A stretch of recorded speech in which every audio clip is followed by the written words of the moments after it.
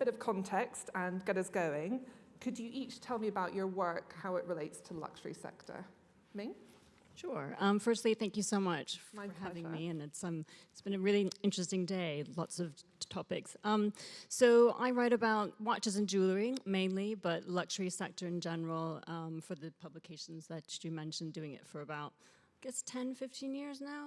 And obviously seeing the sort of evolution of the wealth, the ultra-high net worth individual, and today has been really interesting because all these issues about global movement and alternative investing, it's all kind of applies to the luxury consumer and the luxury behavior, which I write about. That's great, thank you. And Isabelle? I have been in the art market for over 25 years, first starting at Christie's, where I came in as a specialist in the Impressionist department. Then I opened up the Middle Eastern market for Christie's, for the firm. And then I worked in the client advisory, so working with private clients across all categories, across all buyers, all buying categories. And then transitioned about almost 2 years ago to become CEO of Opera Gallery, which is a group of 14 galleries across the world, across the globe, specializing in 20th and 21st century art and specializing in primary market and secondary markets. Thank you. And Robin? Cool job. Hi, I'm Robin. I've been a journalist for about 20 odd years. I still can't touch type. I have edited some men's magazines. I currently write for the Financial Times and the New York Times and Business of Fashion. And as you very kindly said, I'm, as of very recently, the host of the Luxury Society podcast, available on Apple, Spotify, and wherever you get your podcasts. Well, you're nailing the podcast trail already, so I'm sure it's just going to go from strength to strength. So, Isabelle, 2025 brings up the quarter century mark of the 21st century. You spent 25 years at Christie's, as you mentioned. How would you define the differences, if you think there are any, in the way luxury consumers behave today compared to the turn of the millennium? Huge differences, but I'm going to focus mostly on art rather than I can't speak about broader markets. I leave that to both of you. Well, first and foremost, when I started in 1998 at Christie's as an intern, and then the Impressionist department, we had 1,500 buyers who could spend $1 million or more on a work of art. That's minute, globally. So I think the greatest difference, obviously, is the broadening of the market, the diversification of types of clients, new markets coming in, a younger clientele. This younger clientele means different tastes, and we're going to talk about that, I'm sure, later on. But, you know, when I came in, basically, the category was Impressionism and modern art, which basically made most of the revenue for Christie's at the time. We used to have, there was obviously no digital innovation like there is today. We used to send to clients transparencies with a light box in order for them to see the work of art and the details. Today, with digital innovations, you see extraordinary high-resolution images, online viewing rooms. A lot of clients don't even buy works of art. I mean, a lot of clients buy works of art today without even seeing some of these works of art because the photography, the videos, our system of communication is so high-tech that actually they don't necessarily need to see it. They can even see on their walls what it would look like on their walls. Geography is obviously a big component also in these changes, with markets opening up. Before, it was very much a Western-centric sort of market where the artists and the buyers were Western, and where New York and London were the two hubs. Now the market's completely opened up. We have places like Lagos, like Mexico City, like Sao Paulo, Dubai, Hong Kong, which have really become important art hubs. So I think that's central with opening up these markets all over the world, and thus bring in so many more buyers. You know, at the end of it today, people who can spend $1 million are no longer the 1,600 that I had when I started my career. So I think there's extreme changes, not only brought by the breaking down of boundaries and borders, but also by technology, and it's much more accessible. The truth is, art, buying is much more, and even luxury nowadays, I can speak about art, but I can say that about luxury, much more accessible to everyone. I'd agree with that. I think the proliferation of knowledge is extraordinary over the past 25 years. We all know why. We don't need to go into the details of that specifically, but the number of people I know who can now have a go at the Patek Philippe strapline, for example, compared to 25 years ago. It was introduced in '97, incidentally, so it's been around, but now most people can have a stab at it, even if there's no chance that they're going to become a Patek Philippe customer at some point. I got into a cab the other day, the guy was asking me what I did, and he said, "Have you heard of that Patek Philippe?"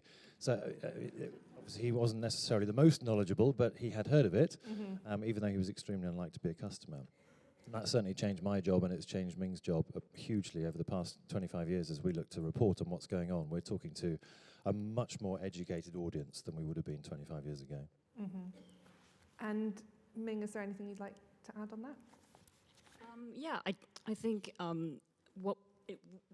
we were talking about this during lunch, but the kind of joke now is that the customer which comes into a Patek Philippe store or retail store actually knows more than the salespeople.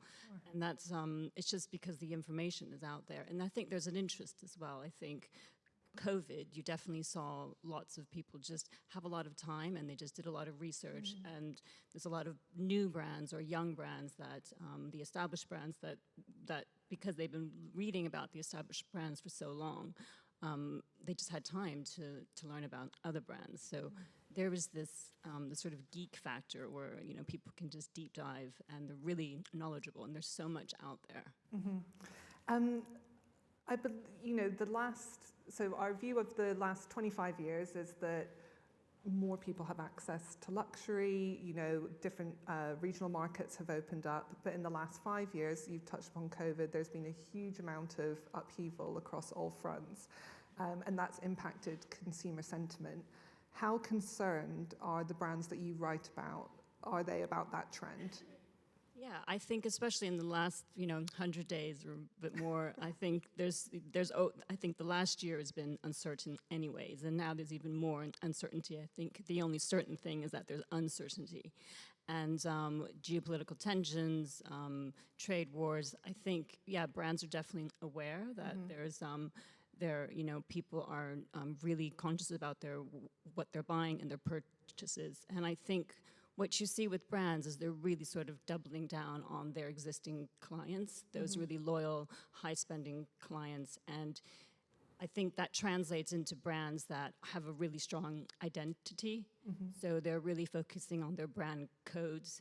So you have like Vuitton, which was really focused on their travel DNA or their logo or their monogram, or Cartier will be really known for their colors or the stones that they use. And I think I had an analyst say you basically want to be able to look at a product from across the room and you can spot exactly what that brand is. And I think brands are doing that. And to Isabelle's point that there's lots of customers who will buy a piece of jewelry, spent 5 million, 10 million a piece of jewelry just from a sketch because they know that brand so well. And I think that's what brands are doing very well.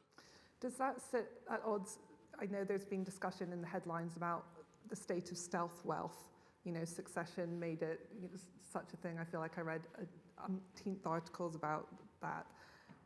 If brands are looking to be so identifiable, does that mean we're entering a new era where actually it's cool to have something that you can look at and be like, oh, I'm wearing LV, I'm wearing Chanel? I think there's sort of different groups. I think, there's the stealth wealth brands, which even though it's stealth wealth, you still know if you know, and you can spot that it's a Loro Piana or a Brunello Cucinelli. And then there's the other side, which are still want to show their wealth, and it's all about being part of a club, being part of that privileged club. If you're in the Hermes club, you have access to that bag, which other people have been waiting years for. I agree. I think there are many strata when we look at the luxury consumer. I think one of the big distinctions that's been made evident to me when talking to analysts recently is that there are luxury consumers who are buying out of their wealth, and there are luxury consumers who are buying out of their earnings. And at the moment, it's the latter category that we're starting to see a decline in spending among. And I think that's a very significant distinction, particularly as we move forward over the next 3 to 5 years. Isabelle, is that something you're witnessing, the distinction between wealth and earnings, and is it important to you? It's a clear distinction, notably in terms of the mindset and behavior of their purchases and their buying behavior. The wealth buyer will be a buyer who has usually inherited wealth, or who's older, who is more classic, or their family offices, private collectors. They will usually go in thinking in terms of buying, in terms of legacy, in terms of collection building, in terms of really buying things that they are really into with connoisseurship and will not be an impulse buy. Whereas I've seen income bonus buyers, basically, income buyers who will buy things because much more on a instinct. So if they got a bonus, they'll go and spend something in an art fair, or they'll go and spend, but it's usually a lot, they're different, not only different mindsets, but also very often different budgets. I think it's much more of a cyclical buying, I would say. The income buyers, because they will spend when they have. They, specifically in the US and the UK, they've been, I would say, much more cautious lately, more cautious buying, and it's cyclical depending upon, in boom years it will be higher, in more cautious years it'll be softer. So two different mindsets and two very different behaviors, I would say.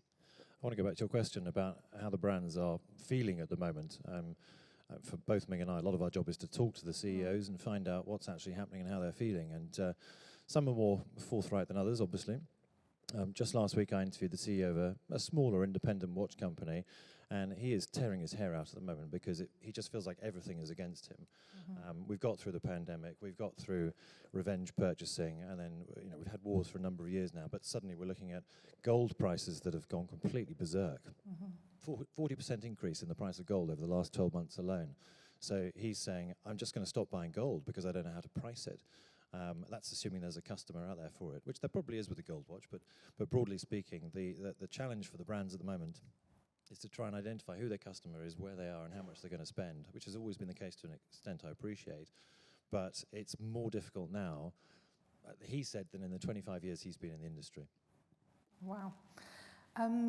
Ming, to move on to a slightly different topic, there's been a pressure more recently on brands to be more transparent and responsible in the way that they produce their products and how they communicate that to the customers. Are they right to be taking that so seriously, and do their customers care? Yeah, I think I think transparency and being is very important for the young generation. Sorry, and I think anyone who has kids will know that the young generation, they're a really tough audience, and you can't fool them. And they're on social media, they're super informed, and they're definitely interested in eco-conscious businesses and impact, social impact. But equally, they can suss out pretty quickly if it's just virtue signaling.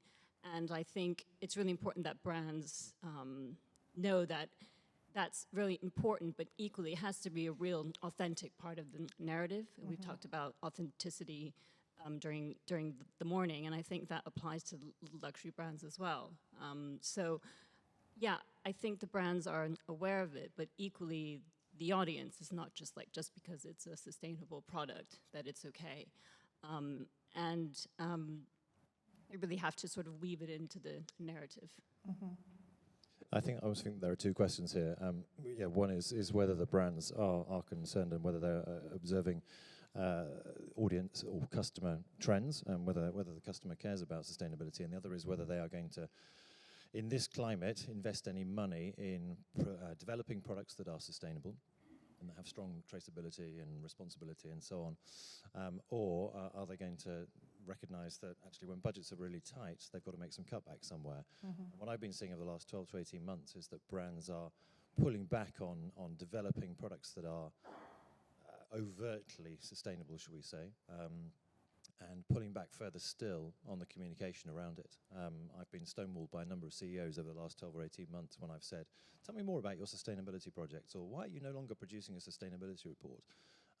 They're uncomfortable talking about it at the moment, even while they may recognise that the consumer cares and wants to know that their product is sustainable and responsibly sourced.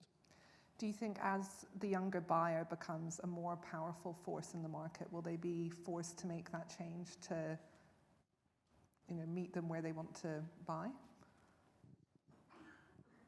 Good question. I can't speak for the younger generations. I'm no longer part of it. Yes, I think that's probably going to be a factor for a long time to come.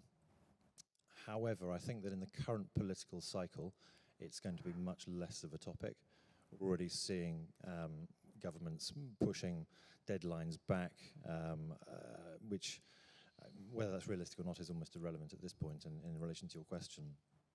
So I think it feels as if the sustainability question is lower on the agenda now than it has been, certainly 2 or 3 years ago, when in the immediate aftermath of the pandemic, brands became obsessed with their purpose. What are our values? What do we stand for? People want to know what our values are. I think there's a little bit of value fatigue in terms of what we stand for. I think there's another kind of value which we may well come on to, which is more important now than ever. But I think for the next 5 or so years it'll become less important, and I hope that long term the cycle will bring it round again, and that we'll be seeing a lot more luxury brands being very concerned about sustainability from sort of 2030 onwards. Sorry. I just want to add that, so I've just done a piece on solar power watches, and the sort of storyline is that the young generation will like these watches because they don't use a battery and they're eco-conscious, but actually there's a huge convenience element and a pragmatic element, and I think you can't just force the narrative that these are environmentally friendly. Of course they are, but I think the younger generation as well, they really want to have products that speak to them, which are convenient, whether that's an accessible product. For example, you have a gem set watch with a lab-grown diamond and the price comes down.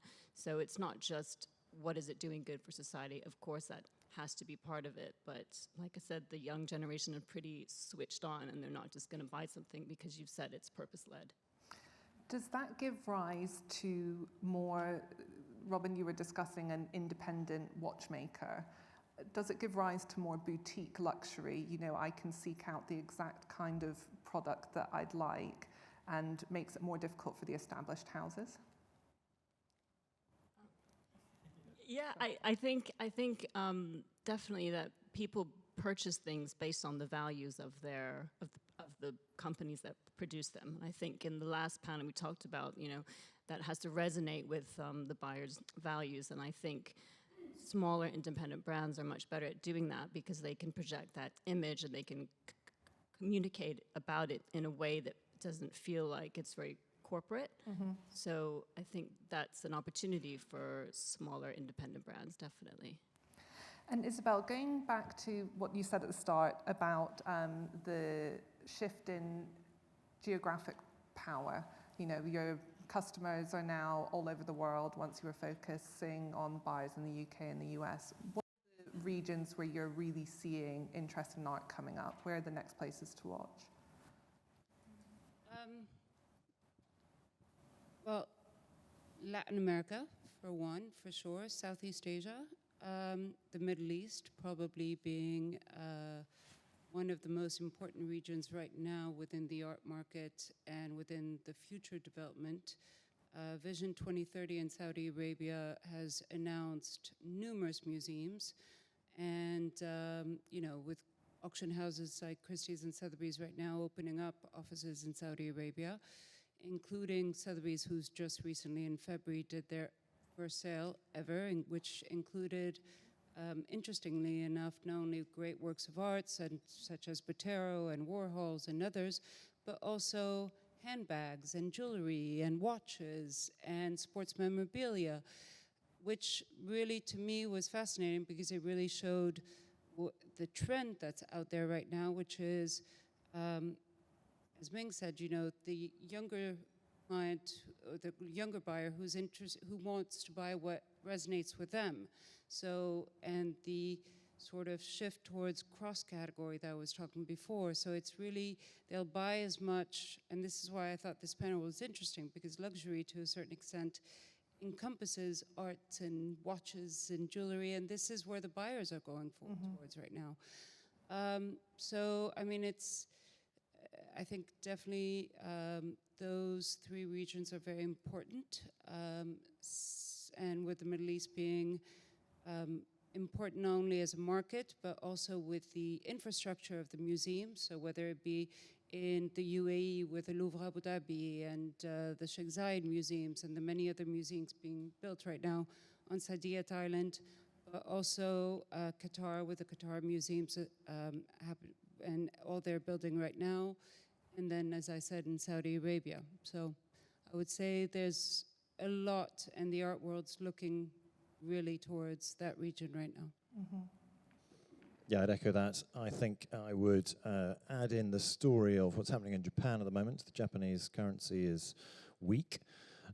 Luxury consumers are, of course, very mobile. And as we've discussed already, they're very knowledgeable. So they will recognize where the best pricing might be on that handbag or on that watch. And if you go to Japan at the moment, it's much better value than it is almost anywhere else in the world. I'd also add in what's happening in China at the moment. Chinese outbound tourism is on the rise once more and is predicted to exceed 2019 levels by 2028. Chinese customers are going to Japan in great numbers at the moment, but I think that if the conditions are right, we can expect to see them everywhere they were before and beyond.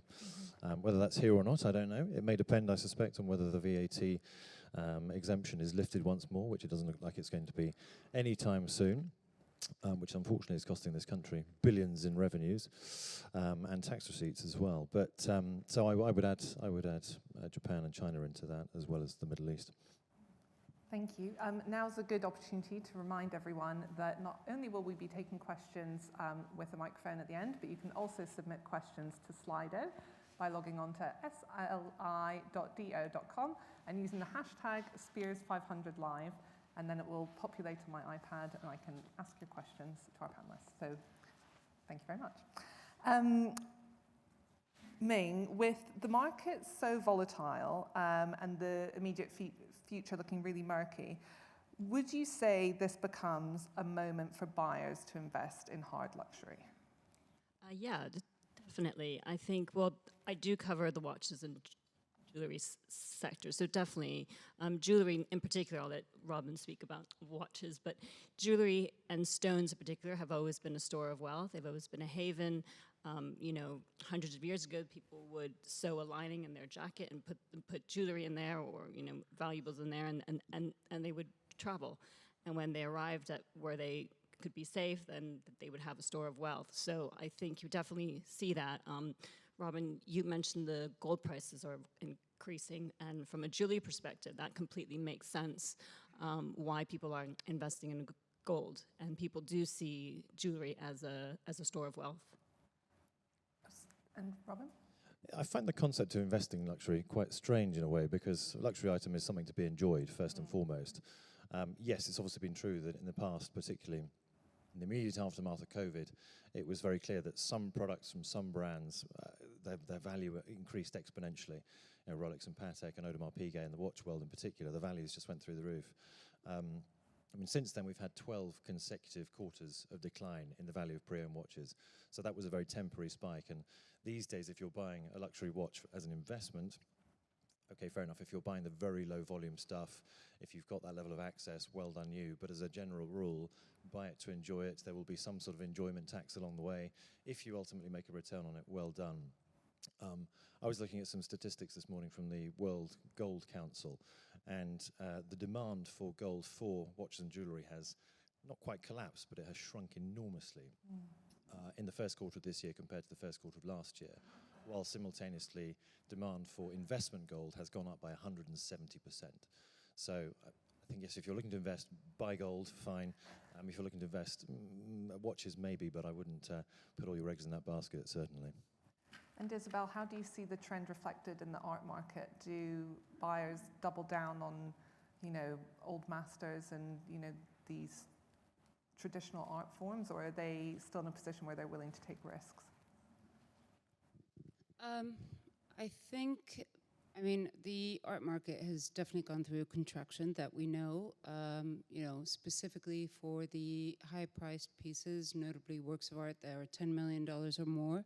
That's contracted, I would say, within the last 18 months over 40% or 40% approximately.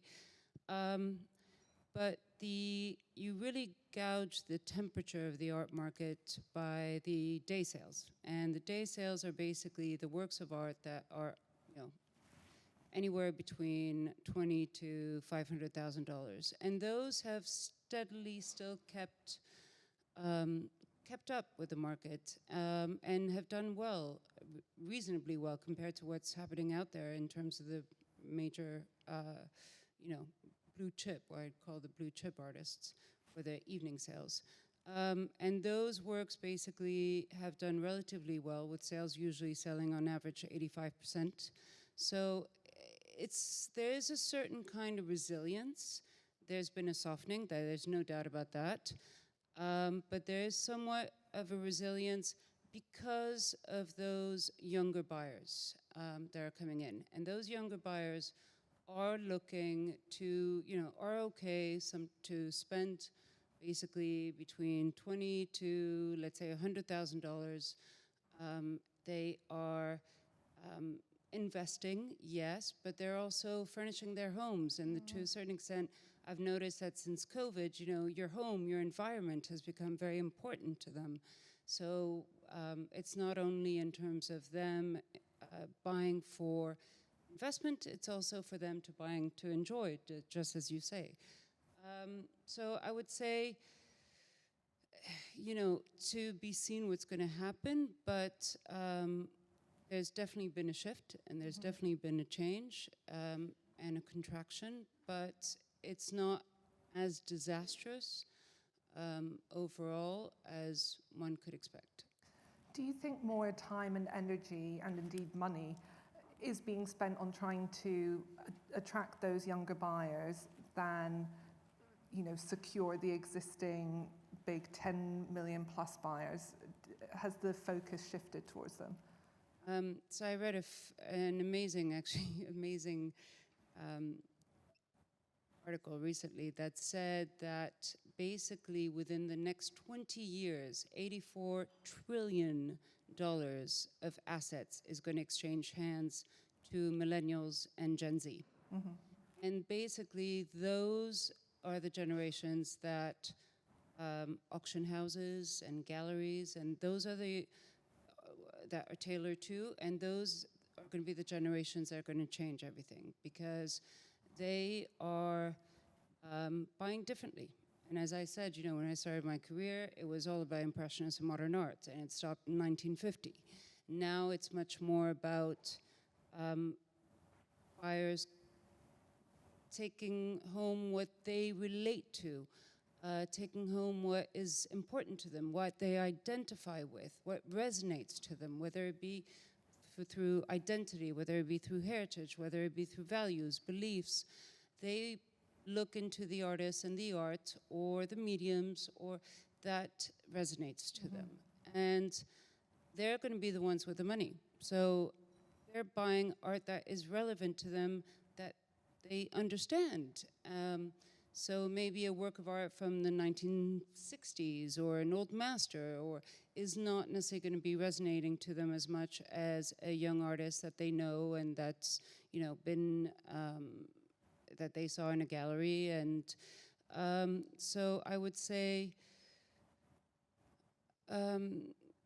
that's what they're, that's, where the major art players are going towards, but there is definitely a educational aspect to that, and you see auction houses really focusing very much on education in terms of these younger buyers. Some of them, Gen Z can be, but it's the new markets. At the end of it, a lot of these younger buyers, 30% of last year's bidders and buyers at auction were under 40 years old. And that includes the new markets, such as the Asian markets. You hear about Comedian, which was purchased by Justin Sun for $6.5 million. He's 34. Saudi Arabia, their auction at that Sotheby's organized, more than half their buyers are under 30. Yeah. So, yes. Yeah, I mean, obviously they do, and I think oh, hi there. Lost my train of thought momentarily. No, get it back. The reality for most watch companies is that 90% of their products are sold to people who've never bought their products before. So it is a recruitment business. I don't know what it's like in jewellery. Ming might be able to fill that one in. But so yes, if you're not talking to the new generation of customers, at some point you're going to run out of buyers. I think almost a bigger question though is what you communicate to them and how you recruit them, rather than whether you need to recruit them, because that sort of strikes me as being fairly obvious. But and I think there is a huge conversation to be had at the moment around value, to bring it back to what I was saying earlier. Luxury has a lot of problems which are macroeconomic and which are not its fault per se. But I think the luxury industry has also shot itself in the foot over the past 5 or 10 years by increasing prices at an extraordinary rate.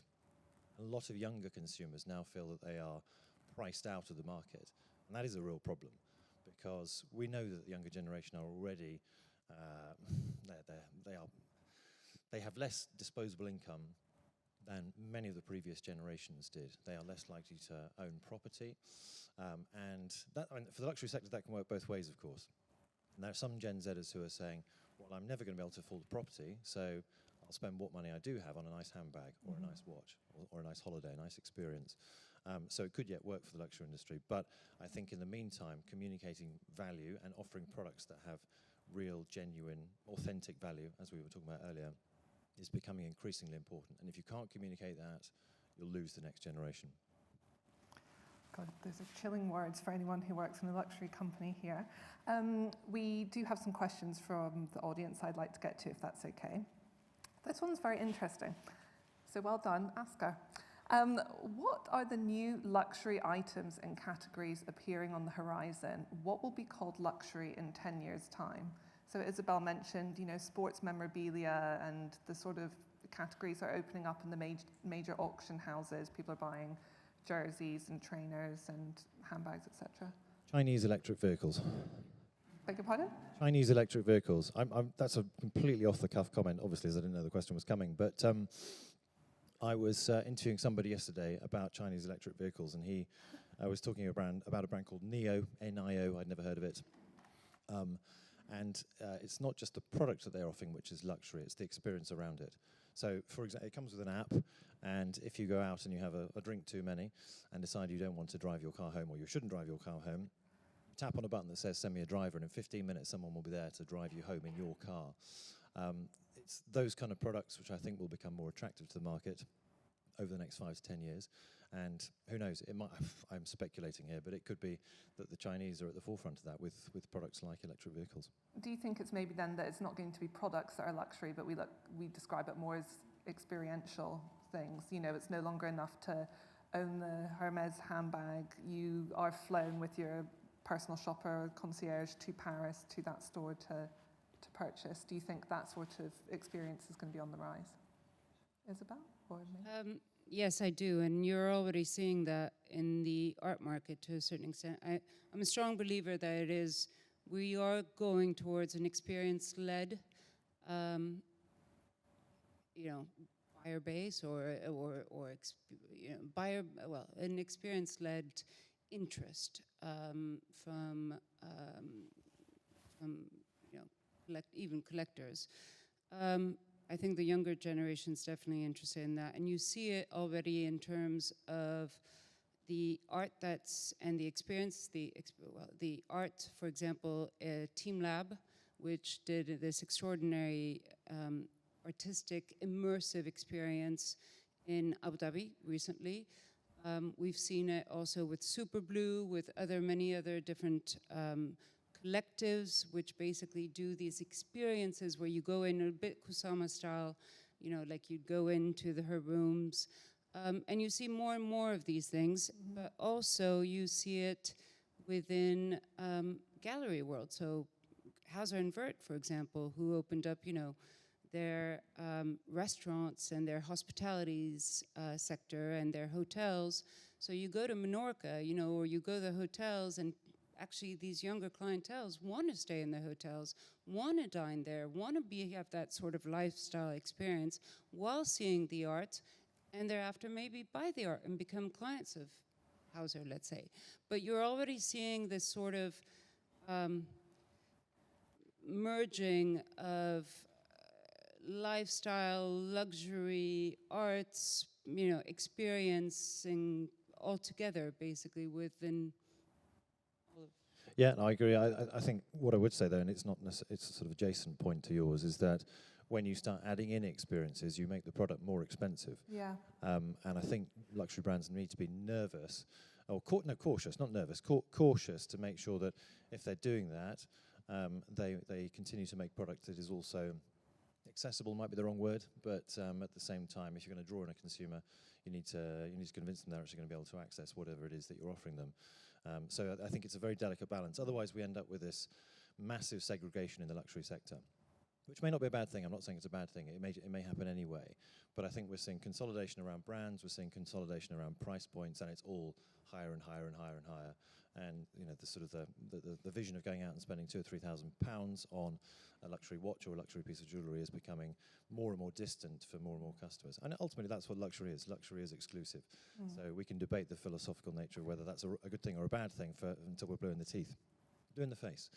But it does occur to me that there are a lot of luxury brands that are really struggling with that balance at the moment as they try and determine which side of the story they're going to fall on, and whether or not there's a business for them once they've made that decision. Do we have any questions from the floor for our panellists? If not, I will return to Slido. Okay, thank you so much. This person asks, is Dubai a market for the future, or is it already beginning to fade into the past? Wow, this person is living in year 2045 or something. We think, yes, it's the market for the future, I assume. Yeah, very much so. Yeah, I've seen no evidence that Dubai is going backwards whatsoever. All the evidence that I've seen points to an increase in business in the Middle East generally. I think Saudi Arabia is not far behind, and we'll be seeing an awful lot more luxury activity, let's call it that, in Saudi Arabia. So no, all eyes on the Middle East, I would say. I don't think you can separate Dubai, and I think it's the UAE generally. I think Abu Dhabi is extremely important also. But the UAE will always be a turntable, to the region at the end of it, because it's easy to do business there. There's nothing prohibiting companies or the laws that used to be where you needed a partner back then, back in the days. It's very easy, and I think it's easy for businesses to settle there, to reach a global clientele, to reach whether it be Southeast Asia or the rest of the Middle East, or it's. So I definitely think it will continue without a doubt, and if not, increase. But let's not talk just Dubai. It's also very much Abu Dhabi and the whole region. Yeah, it's the middle of the world, and they know it, and they are leveraging that when they look to recruit businesses and clients and luxury consumers, and they're doing it very successfully from what I've seen. Ming? Yeah, I also think there's an element of, you can wear your really flashy jewelry and your handbags in places like Dubai.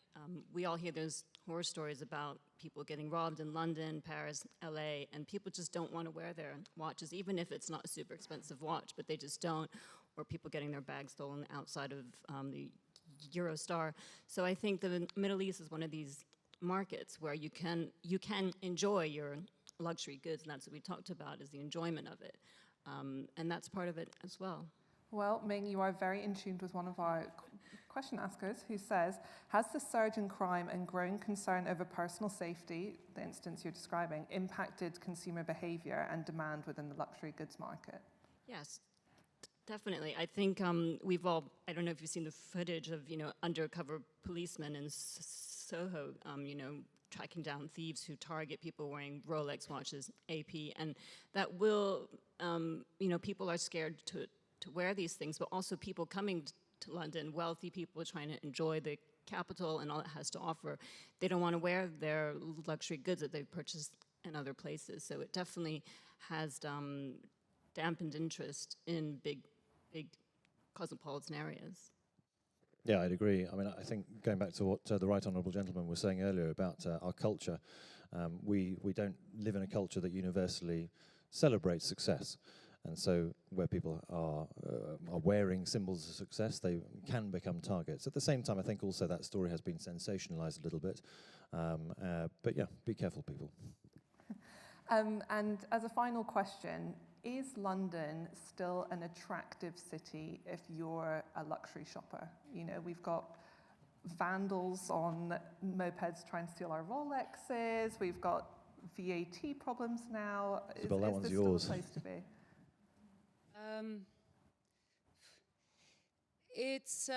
Listen, London is, well, I'm going to speak once again, art. London is trying, there's still some great institutions, there's still some great institutional shows, really important museum shows, whether it be last year, the Monet show at the Courtauld, or the Bacon, or the Van Gogh. Great art fairs, whether it be Frieze Masters, Frieze, Pad, 154. So yes, it's still a destination. However, we lost, and I'm a strong believer in that, we lost the luxury tourism. And the luxury tourism was a big driver of, even for the galleries, for sales. We lost it very much to Europe, notably Paris, I would say. And I'm just mostly thinking October, which is, the art fairs where a lot of people now go instead of, they can't travel for 2 weeks, so they choose either Paris or London. Very often it's Paris. Why? Not because necessarily the shows are better or the fairs are better, but because of the luxury tourism. Because they go, they enjoy the restaurants, the experiences, they go and buy their shopping and they get their VAT back, and they're not necessarily, they can go to Europe or to Paris or wherever it may be various times because they're not limited to 90 days or less. And so I would say it is difficult. London definitely, when I started, it used to be one of the main centers for the art world and even the luxury world. It still is a player somewhat, but I would say less and less. And you see it even in auction houses, who've suddenly canceled their June Impressionist and contemporary art sales. So those sales are now gone. And that to me was a horrible telling sign that the belief in London is just, or the demand, and London as an art center is becoming less and less important, sadly. A more optimistic note from Ming or Robin? I mean, it remains a world-class city. I think there are a lot of everyone. enormously creative people in the city. I think there are a lot of enormously ambitious and entrepreneurial people. There are good news stories out there as well. These are clearly not good news stories, and it's very sad to hear. Well, it's very sad to hear that. I mean, it is a symptom of the current climate. To move on or something, but I was going to say that Hello? I was going to say that if you take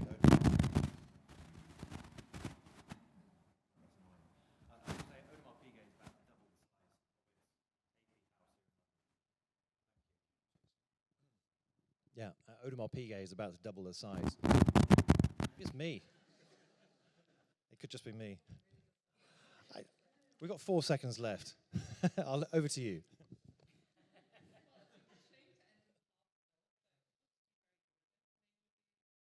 Like to add anything? optimistic, I'm afraid. But yeah, so maybe not. But yeah, no, I think all those things. I think safety, VAT. Yeah, it's a problem for London. But again, it is a world-class city, and it does attract talent. And the sort of standard here, which I find is always attractive. You know, you go to the West End, you go to all the shows, all the exhibitions. They're the top talent, and that will attract people.